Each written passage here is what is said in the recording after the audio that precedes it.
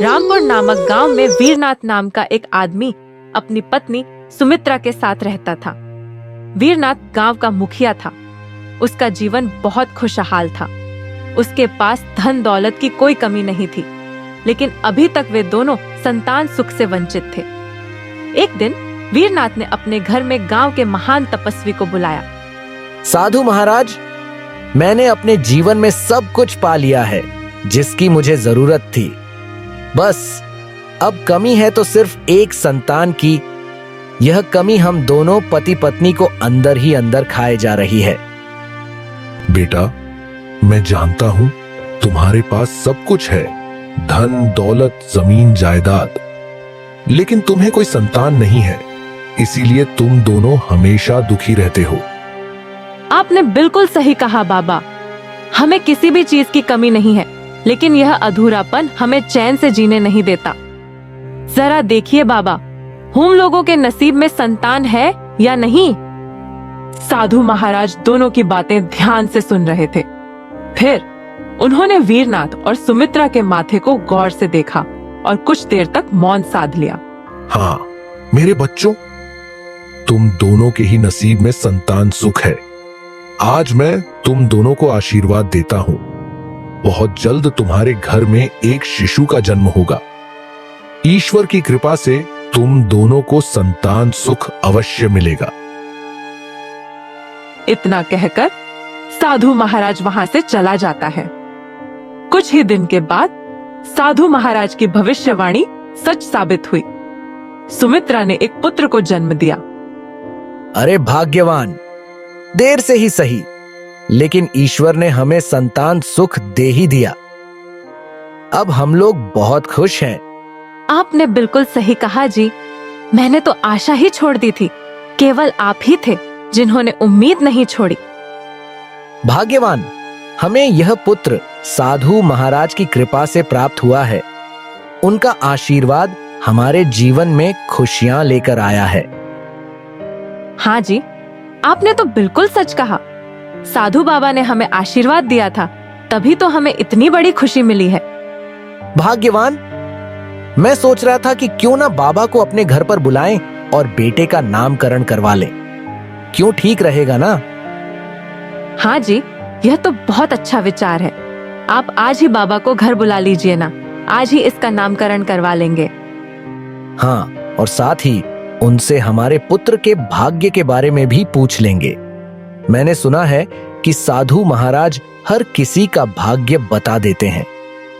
सुमित्रा, मैं आज ही बाबा को आमंत्रित करता हूँ। थोड़ी देर के बाद वीरनाथ साधु महाराज को अपने घर बुलाता है। साधु महाराज, आज आपके आशीर्वाद के कारण हमें पुत्र की प्राप्ति हुआ है। तो आखिर तुम्हें संतान सुख मिल ही गया। मैंने कहा था ना, तुम्हारे भाग्य में संतान सुख लिखा है। हाँ साधु महाराज, इसीलिए आपका धन्यवाद करने के लिए हमने आपको घर पर बुलाया है। कृपा कर हमारे पुत्र का नामकरण करें। साधु महाराज वीरनाथ और सुमित्रा के पुत्र को ध्यान से देखते हुए कहता है, यह बच्चा स्वयं ऊपर वाले का अंश है, इसलिए इसका नाम सूर्यांश होगा। सूर्यांश? अरे वाह, कितना सुंदर नाम है। बाबा, कृपा करके हमारे बच्चे का भाग्य भी देखिए। मैंने सुना है कि आप लोगों का भविष्य भी बता सकते हैं। ठीक है बेटी, मैं अभी इस बच्चे का भाग्य बताता हूँ। यह बच्चा अपने पिता का दूसरा स्वरूप होगा। कोमल हृदय, निष्कलंक विचार और निर्मल वाणी का धनी। यह बच्चा बहुत तरक्की करेगा। यह तो अत्यंत बुद्धिमान होगा। बुद्धिमान क्यों ना होगा साधु महाराज, आखिर पुत्र किसका है? हाँ हाँ हाँ हाँ। बेटी, तुम्हारे पुत्र के विवाह का योग इसी गांव में रहने वाली एक कन्या से बन रहा है। क्या? इसी गांव में रहने वाली बेटी के साथ? लेकिन बाबा, इस गांव में तो हमारे समान कोई परिवार है ही नहीं। फिर वह कन्या कौन है जिससे हमारे पुत्र का विवाह होगा? उस कन्या का जन्म इसी गांव में 6 महीने पूर्व घड़े का व्यापार करने वाले परिवार में हुआ है। उसी कन्या से तुम्हारे पुत्र का विवाह होगा। एक क्षण का मौन छा जाता है। वीरनाथ और सुमित्रा एक दूसरे को देखते हैं। ठीक है बेटा, अब मैं चलता हूं। मुझे आश्रम में कुछ आवश्यक कार्य है। साधु महाराज जाने के बाद वीरनाथ और सुमित्रा चिंता में पड़ जाते हैं। ये जी, हमारे गांव में 6 महीने पहले किस कन्या का जन्म हुआ है? पता नहीं। साधु महाराज की भविष्यवाणी ने तो हमें उलझन में डाल दिया है। आखिर वह कन्या कौन है? इस गांव में तो हमसे अधिक धनवान कोई नहीं है। फिर कौन हो सकता है जिससे हमारे पुत्र का विवाह होगा? अरे सुमित्रा, साधु महाराज ने बताया ना कि कन्या का जन्म घड़े का व्यापार करने वाले परिवार में हुआ है। मैं आज ही उस बच्ची का पता लगाता हूँ। हाँ, आप बिल्कुल सही कह रहे हैं। पूरे गांव में पता लगाइए कि वह बच्ची कौन है और किसकी बेटी है। वीरनाथ पूरे गांव में उस कन्या के बारे में पूछताछ करता है। आखिरकार उसे पता चलता है कि गांव में रहने वाला बसंत है, जो घड़े बनाकर बेचता है। उसके घर 6 महीने पहले एक बच्ची का जन्म हुआ था, लेकिन उस बच्ची की माँ उसे जन्म देकर इस दुनिया से चली गई थी। वीरनाथ लौटकर सुमित्रा को सब कुछ बताता है। क्या हुआ जी? आपका मुंह इतना उतरा हुआ क्यों है? कुछ पता नहीं चला। क्या बताऊं सुमित्रा, मैंने उस बच्ची का पता लगा लिया है जिससे हमारे पुत्र का विवाह होगा। लेकिन क्या? हमें भी तो बताइए, आखिर वह बच्ची कौन है? अरे भाग्यवान, हमारे गांव में बसंत रहते हैं ना। 6 महीने पहले उनके यहाँ एक बेटी पैदा हुई थी। बसंत घड़े बनाकर बेचने का काम करता है, लेकिन उसकी पत्नी अब इस दुनिया में नहीं रही। बच्ची को जन्म देते ही इस दुनिया से चली गई। मतलब साधु महाराज की भविष्यवाणी सच है। हमारे बेटे का विवाह उसी बच्ची से होगा। नहीं सुमित्रा, नहीं। मैं उस गरीब और निम्न कुल के परिवार से रिश्ता नहीं जोड़ सकता।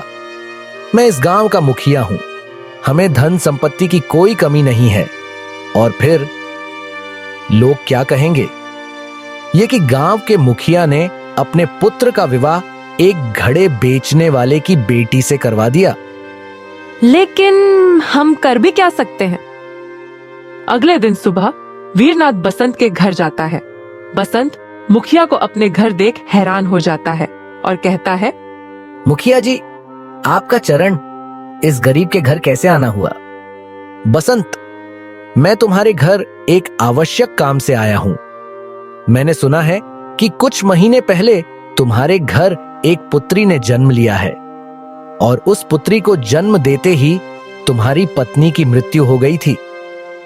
हाँ मुखिया जी, मेरी पुत्री के जन्म के साथ ही मुझे और मेरी बेटी को इस दुनिया में अकेला छोड़कर चली गई। अच्छा बसंत, बच्चे की देखभाल कौन करता है? मुखिया जी, मेरी बेटी की देखभाल मैं ही करता हूँ। मेरे अलावा इस दुनिया में उसका कोई नहीं है। बसंत, मैं तुझसे कुछ कहना चाहता हूँ। मेरा एक मित्र है जो अब तक संतान सुख से वंचित है। इस चिंता में उसकी पत्नी बहुत दुखी रहती है।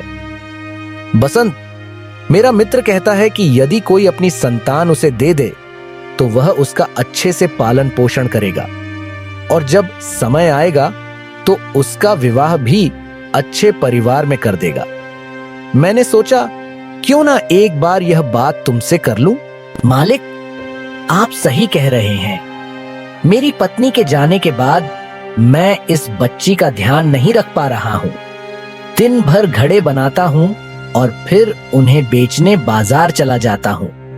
हाँ बसंत, इसी वजह से मैंने तुमसे पूछा है।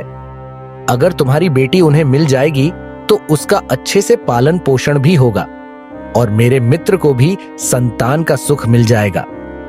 लेकिन मालिक, आपके मित्र मेरी बेटी का सही से ध्यान रखेंगे ना?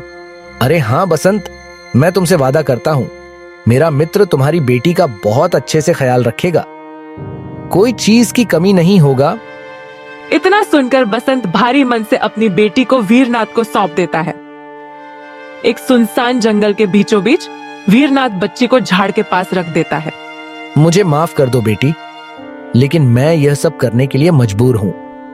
मैं नहीं चाहता कि मेरे बेटे की शादी तुमसे हो और इसकी कीमत तुम्हें अपनी जान देकर चुकानी होगी। मुझे अपने बेटे का भाग्य बदलना है और मेरे पास कोई दूसरा उपाय नहीं है। अब थोड़ी ही देर में जंगली जानवर आकर तुम्हें खा जाएंगे। हा हा हा हा हा।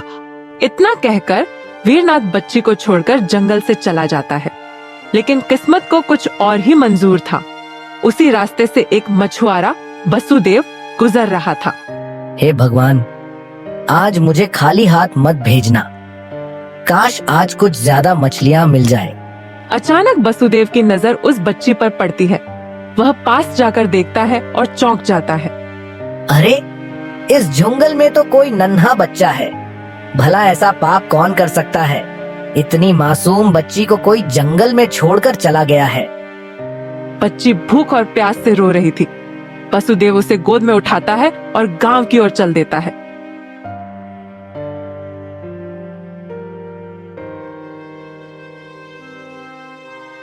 मालिक, यह बच्ची मुझे जंगल के बीचों बीच मिली। कोई इसे बड़ी बेरहमी से जंगली जानवरों के बीच छोड़ गया था। यह भूख और प्यास से रोती जा रही है। वसुदेव, तुमने बहुत अच्छा किया जो इस बच्ची को यहाँ ले आया। तुम चिंता मत करो, इस बच्ची को मुझे दे दो, मैं इसको देखता हूँ। जमींदार ने बच्ची को गोद में उठा लेता है। उसकी पत्नी भी भावुक हो जाती है। आज से इस बच्ची का पालन पोषण मेरी जिम्मेदारी है। मैं इसे अपनी बेटी मानकर पालूंगा। जमींदार की कोई संतान नहीं थी, जिस कारण वह और उसकी पत्नी बहुत परेशान रहते थे। इसलिए वे तुरंत बच्ची को अपनाने के लिए तैयार हो गए। बच्ची जमींदार की बेटी के रूप में पलने लगती है और किस्मत अपना खेल आगे बढ़ाती है। भाग्यवान, अब हम इस बच्ची की पालन पोषण बहुत अच्छे से करेंगे। हमारे पास धन संपत्ति की कोई कमी नहीं है। कमी थी तो बस एक संतान की, अब वो भी हमें मिल गई है। अब से यह बच्ची हमारी बेटी है। समय बीतता जाता है और प्रिया 20 साल की हो जाती है। एक दिन, अजी सुनते हो? कहो भाग्यवान, क्या बात है? अब हमारी प्रिया बेटी बड़ी हो गई है, विवाह योग्य हो गई। अब हमें उसके लिए कोई अच्छा सा घर परिवार देखकर उसका विवाह करवा देना चाहिए। हाँ भाग्यवान, हमें अब अच्छा सा लड़का देखकर उसकी शादी कर देनी चाहिए। मैं आज ही दूसरे गांव जाऊंगा और किसी अच्छे परिवार का पता करूंगा। रास्ते में जमींदार को गांव के एक वृद्ध व्यक्ति से मुलाकात हो जाती है। जमींदार बाबू, इस गांव में तो एक मुखिया जी का बेटा है जो बहुत होशियार और बुद्धिमान है। वह आपकी बेटी के लिए एकदम सही वर होगा। ठीक है काका, मैं अभी मुखिया जी के घर जाता हूँ रिश्ते की बात करने। तो आप विवाह के विषय में बात करने आए हैं? हाँ मुखिया जी, मैंने आपके बेटे की बहुत तारीफ सुनी है। मेरी बेटी भी बहुत सुंदर है। मैं आपके पास बहुत उम्मीद लेकर आया हूँ। जमींदार जी, हम भी अपने बेटे के लिए एक अच्छी लड़की ढूंढ रहे थे। ये तो बहुत अच्छी बात है। मेरा अनुरोध है कि आप एक बार हमारे घर आकर हमारी बेटी को देख लें। जरूर जमींदार साहब, क्यों नहीं, हम कल ही आके घर आता हूँ। अगले दिन वीरनाथ अपने बेटे सूर्यांश को लेकर जमींदार के घर जाता है। प्रिया को देखकर उन्हें बहुत पसंद आती है और वे विवाह तय कर देते हैं और कुछ ही दिन में विवाह संपन्न हो जाता है। देखा भाग्यवान, मैंने तो विधि का विधान ही बदल दिया। नीचे कुल की लड़की से मैंने अपने बेटे की शादी नहीं होने दी। हाँ जी, हाँ, बात तो आपने सही कही। अब हमें चिंता करने की कोई जरूरत नहीं है। एक दिन वीरनाथ साधु महाराज को अपने घर बुलाता है। क्या हुआ बच्चों, तुमने मुझे यहाँ क्यों बुलाया है? सब कुशल मंगल तो है? साधु महाराज, हमने आपको यहाँ इसलिए बुलाया है कि आप मेरे बेटे और बहू को आशीर्वाद दें। अभी इनकी नई नई शादी हुई है। अच्छा, ऐसी बात है तुम दोनों हमेशा खुश रहो मेरे बच्चों। मेरा आशीर्वाद तुम्हारे साथ है। आपका बहुत बहुत धन्यवाद साधु महाराज। देखा बाबा, आपकी भविष्यवाणी गलत साबित हुई। भविष्यवाणी गलत साबित हुई? मैं कुछ समझा नहीं बेटा। अरे बाबा, आपने कहा था कि मेरे बेटे की शादी इसी गांव के बसंत की बेटी से होगी, लेकिन ऐसा नहीं हुआ। हमारे बेटे की शादी तो पड़ोस के गांव के जमींदार की बेटी से हुई है। अरे नहीं बेटा, मेरी भविष्यवाणी कभी गलत नहीं होती। मैं महान तपस्वी साधु हूं। मेरे मुंह से निकली हर बात सच होती है, और यह बात भी सच है कि लड़की उसी की बेटी है। अरे साधु महाराज, अब अपनी गलत भविष्यवाणी को सही ठहराने की कोशिश मत कीजिए। हमारे बेटे की शादी जमींदार साहब की बेटी से हुई है। अगर आपको हमारी बातों पर भरोसा नहीं है तो आप खुद उनसे पूछ सकते हैं। बेटा, मुझे किसी से कुछ पूछने की जरूरत नहीं है। सच चाहे जो भी हो, लेकिन यह वही बसंत की बेटी ही है जिससे तुम्हारे बेटे की शादी हुई है। इतना कहकर साधु महाराज वहां से चले जाते हैं। वीरनाथ और सुमित्रा एक दूसरे को घबराई नजरों से देखते हैं। भाग्यवान, साधु महाराज ने क्या कहा? कहीं यह वही लड़की तो नहीं? अजी, आप एक काम कीजिए, जमींदार जी के घर जाकर पूछिए कि यह बेटी उनकी ही है ना। हाँ भाग्यवान, तुम सही कह रहे हो। मैं आज ही उसके घर जाता हूँ